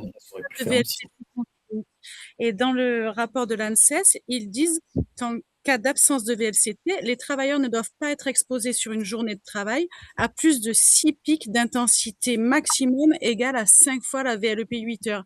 Donc, ce qui reviendrait à 1 ppm. Donc, ma question, c'est est-ce qu'on peut faire appliquer ça ou est-ce que c'est juste une recommandation et il n'y a pas d'obligation à l'employeur de faire appliquer cette recommandation? Donc, ok, donc alors, On va voir ce qu'en pense la CARSAT. la question est très technique, mais finalement, la réponse est dans la question. C'est que, enfin, d'un point de vue vraiment, si on répond sur un aspect purement juridique, la recommandation va plus loin que l'obligation réglementaire, mais pour autant ne constitue pas, sauf erreur de ma part, une obligation réglementaire. Mais encore une fois, il faut, et ça renvoie à ce que je disais en début de séminaire, quand vous êtes sur des questionnements de ce type dans l'entreprise, sur une problématique interne à votre activité ou par importation, comme je le disais, d'une activité extérieure et exercée par un prestataire, un sous-traitant, etc., même sans peut-être lien direct avec votre activité, il faut toujours réfléchir en principes généraux de prévention. Donc, si vous avez, moi, j'ai envie de dire presque naïvement, volontairement, c'est que si vous avez les moyens techniques, etc., d'aller plus loin que la simple norme réglementaire, d'appliquer des recommandations des préventeurs métiers compétents, soit sur votre secteur d'activité spécifique, soit un peu plus généraliste, comme par exemple la CARSAT, appliquer ces recommandations et soyez toujours dans l'effort d'essayer même d'aller plus loin. Voilà. Donc, je ne sais pas si ça répond précisément à la question, mais auquel cas, et c'est peut-être ce qui me permettra d'avoir aussi une seconde réflexion différée, et d'où l'intérêt d'avoir vos questions un peu à l'écrite, c'est que quand je vais les relire et les retravailler, j'aurai peut-être aussi d'autres éléments de réponse à vous apporter. Très bien, merci Vincent. Madame Fabre, vous aviez encore une question sur le plomb, je crois. Je vous laisse prendre la parole. Oui, désolée, j'ai encore une petite question. Prenez. Pour vous poser le contexte, donc dans nos locaux, on a des diagnostiqueurs et donc le plomb est identifié par fluorescence X. Et donc, vous me parliez de rapport, mais c'est vrai que leur rapport donc identifie pas s'il y a plomb ou pas. Il donne juste une quantité. Alors que, bon, l'amiante, évidemment, c'est oui ou non, c'est absence ou présence. Mais bon, voilà, j'ai revérifié et cette entreprise de diagnostic, comme toutes les autres, ont interdiction de conclure avec avec tout type d'ailleurs. En tout cas, ils ont interdiction de conclure sur la présence ou l'absence de plomb. Donc, entre-temps, j'ai appelé certains confrères qui sont donneurs d'ordre dans la pétrochimie. Et eux aussi, ils ont défini donc des seuils comme 0,3, 0,6, avec des protocoles de protection différents. Parce qu'à un moment, il faut bien décider. Donc voilà. Quel est votre avis là-dessus du coup? Donc c'est à nous sur la partie le plomb dans les peintures en termes de oui, c'est que de peinture, ouais. Oui, tout à fait. Donc c'est à nous de décider s'il y a présence ou pas de plomb, parce que c'est vrai que normalement on n'a pas le droit de se substituer au rapport, à la conclusion de rapport. Donc c'est pour ça qu'on avait essayé de définir un seuil. Mais tu veux répondre là-dessus, Rémi ? Ce sera pareil, une réponse ne satisfera pas, mais les guides de prévention du risque plomb dans le cadre de travaux, que ce soit ceux de l'OPP-BTP, qui parlent de décapage de peinture ou de sablage, c'est pas parce qu'on est dans le domaine industriel que les règles définies par l'OPP-BTP ne s'y appliquent pas complètement. Je pense à l'OPP-BTP, mais aussi au GEPI, qui est un syndicat des travaux aussi de peinture, notamment sur les ouvrages d'art, les ouvrages métalliques plus précisément. Donc c'est bien ce que vous avez dans vos industries. Eh bien, je pense que tous ces guides-là ne font pas état non plus de seuil à partir desquels on doit adopter telle ou telle mesure de prévention pendant les travaux. quand on fait du sablage, a priori, on sait comment il faut travailler. Hein. Sablage, c'est la totale du confinement et de la protection individuelle, on va dire. Hein. Mais effectivement, il n'y a pas de réglementation et il n'y a pas de recommandation qui vient niveler les mesures de prévention à prendre en fonction de la proportion de plomb dans la peinture. Je suis désolé de le dire comme ça, mais c'est un état de fait. Alors évidemment, bien sûr, plus il y a de peinture, plus il y a de plomb dans la peinture, plus le risque est grand, mais il n'y a pas de recommandation auquel on peut faire référence, qui viendrait dire, dans ce cas-là, allez, on met tel type de masque ou on confine ou pas la zone. Voilà, c'est quand même la précaution d'indiquer que quand on sable, on confine, ou en tout cas, et on met les cagoules ventilées. Je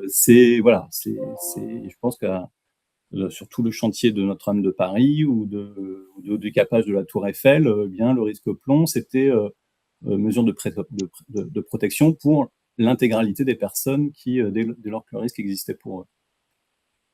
Ok. Et par rapport à l'absence de conclusion dans ces rapports de diagnostic, du coup? Je continue là-dessus, mais c'est cohérent avec ce que je disais tout à l'heure, c'est-à-dire qu'à une époque, ils écrivaient inférieur à 1 mg par centimètre carré. Ça, c'était parce qu'ils avaient l'habitude de faire des crêpes, constat de risque d'exposition au plomb dans les immeubles bâtis, code de santé publique, et c'est ce qu'on attendait d'eux dans les immeubles bâtis. Quand ils ont fait ça dans les ouvrages, sur le repérage plomb dans d'autres types d'ouvrages, eh bien, ça n'allait pas. Donc, c'est la norme 46035 sur le repérage plomb avant travaux, ne parle sûrement pas de ce seuil de 1 mg par centimètre carré. Et je suis certain que la position la plus globale qui puisse exister aujourd'hui, c'est de dire ils vont mettre supérieur au seuil de détection. Donc c'est positif, et c'est positif qu'au plomb, hein, pas à l'amiante ou un autre produit, puisque la fluorescence X ne va détecter que le plomb, quelle que soit sa forme chimique d'ailleurs. Bon, peu importe, toutes les formes chimiques sont dangereuses. Mais c'est bien supérieur au seuil de détection. Donc ça vous arrange peut-être pas parce qu'autrefois, des rapports auraient dit il n'y a pas de plomb et aujourd'hui, sur le même revêtement, il va vous dire qu'il y a du plomb. Mais c'est comme ça que les choses doivent s'entendre aujourd'hui, c'est qu'il n'y a pas de seuil à partir duquel le risque doit être signalé dans un repérage ou pour faire des travaux. Ok, bon, ça va. Alors peut-être pour aller sur un aspect plus pratique, hein, en lien avec votre intervention, est-ce que vous pouvez nous décrire brièvement, pour ceux qui n'en auraient peut-être jamais eu sous la main, de rapport de repérage sur le plomb? Est-ce qu'à un moment donné, vous avez quand même une vision concrète à la lecture de ce rapport sur On a juste un chiffre. On a juste un chiffre en microgrammes par centimètre carré et pas de conclusion. Et donc, s'il y a un chiffre, c'est qu'on a quand même, indirectement, vous avez quand même, vous,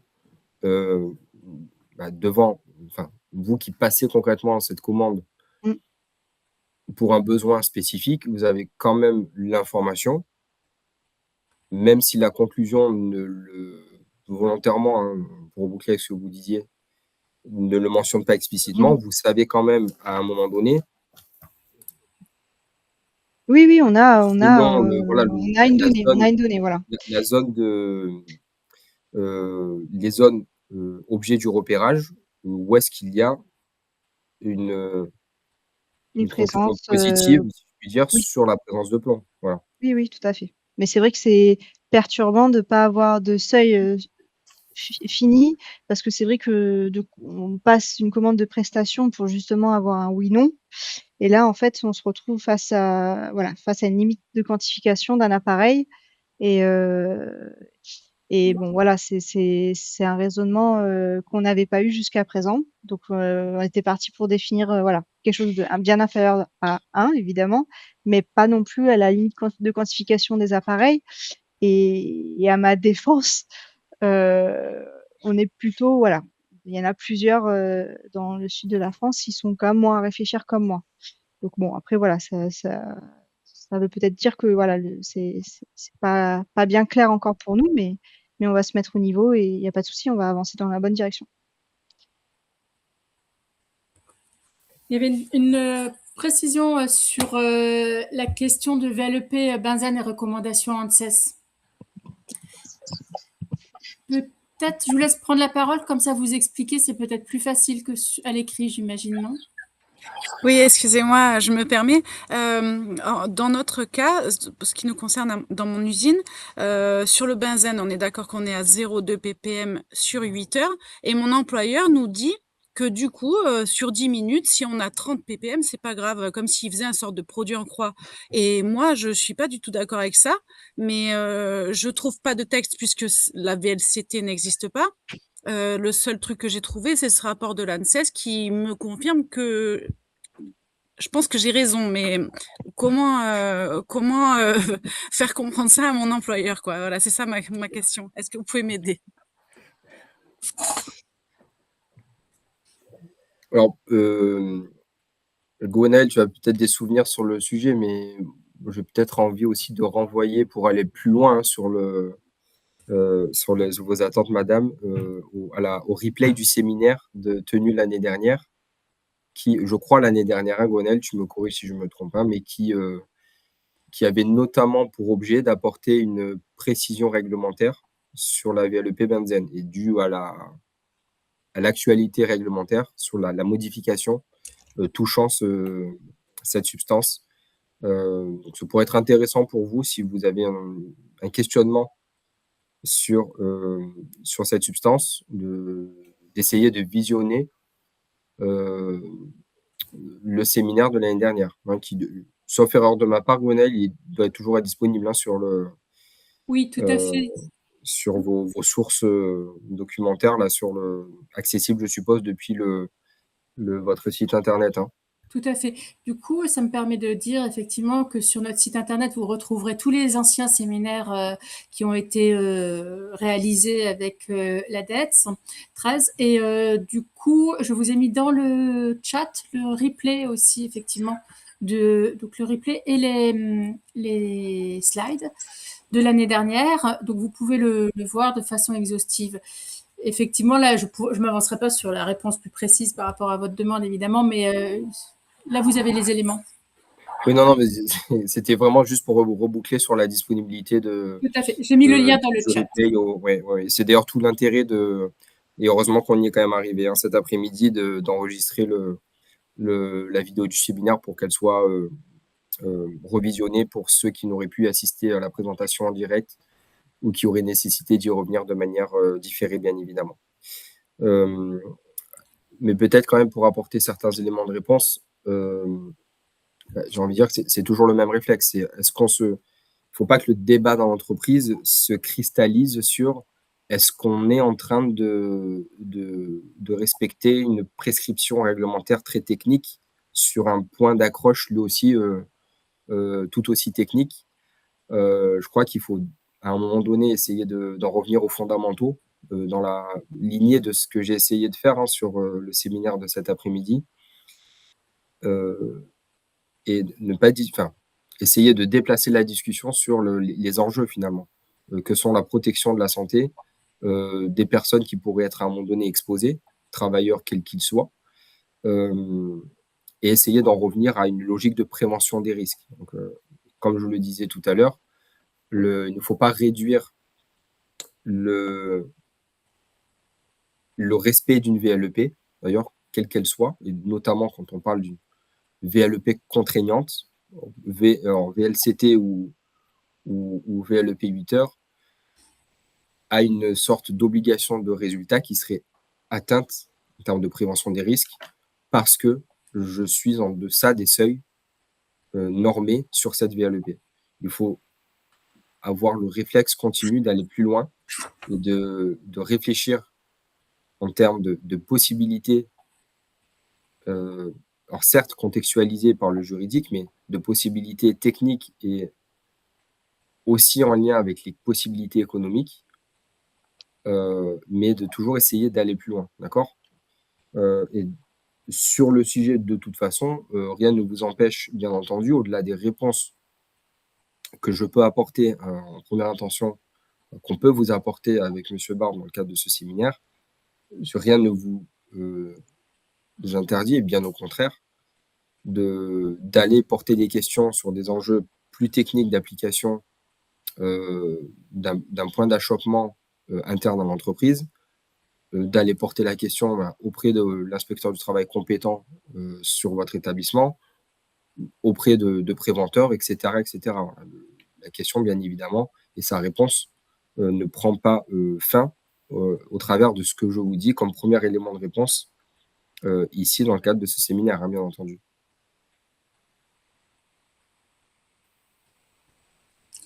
Donc, on arrive à la fin. Merci à tous. Donc, là, je n'ai pas d'autres questions ni d'un côté ni de l'autre.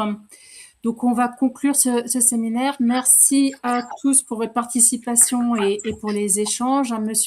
Merci aussi à Rémi Barbe, donc ingénieur prévention. Merci à Vincent Jambon, donc responsable de l'unité de contrôle 6, donc celle qui s'occupe de l'Étambert. Donc, merci pour votre participation aussi aux uns et aux autres et aux échanges. Donc, c'est un format que l'on souhaite poursuivre, hein, qui présente de l'intérêt. Alors, on va voir, effectivement, les questions sont parfois très, très précises, très techniques, donc on n'a pas toujours la réponse immédiatement et ça se comprend bien. Mais donc, on reviendra vers vous s'il en reste encore. Merci à tous. Et Vincent, petit mémo juste de garder le replay parce que du coup, c'est toi qui l'as. Donc, l'enregistrement, et n'hésite pas à nous le faire parvenir, de même que tes slides, pour qu'on les mette en ligne sur le site du SPI. Est-ce que tu veux dire un petit mot de la fin? Oui, alors j'ai peut-être aussi à mon tour une question pour les participants, parce qu'il n'y a pas de raison que je ne vous fasse pas travailler aussi, mais peut-être plus sérieusement, alors je ne sais pas s'il y a si vous avez prévu au niveau du S3PI un retour un peu institutionnalisé, bilan ou autre sur le séminaire, mais je trouverais quand même intéressant que chaque participant essaie de nous faire un retour sur peut-être le format du séminaire, les avantages, les inconvénients, un sujet que vous aimeriez voir porter aussi dans ce type de séminaire, parce que nous, on pense avoir parfois des bonnes accroches sur certains sujets, qu'on met de toute façon en balance au sein des institutions qu'on constitue les comités intersites, là, les CI2ST, sur les établissements Céveso. Mais plus largement, ce serait bien d'avoir aussi une source d'inspiration qui vienne de vous, qui participez peut-être régulièrement à ces séminaires.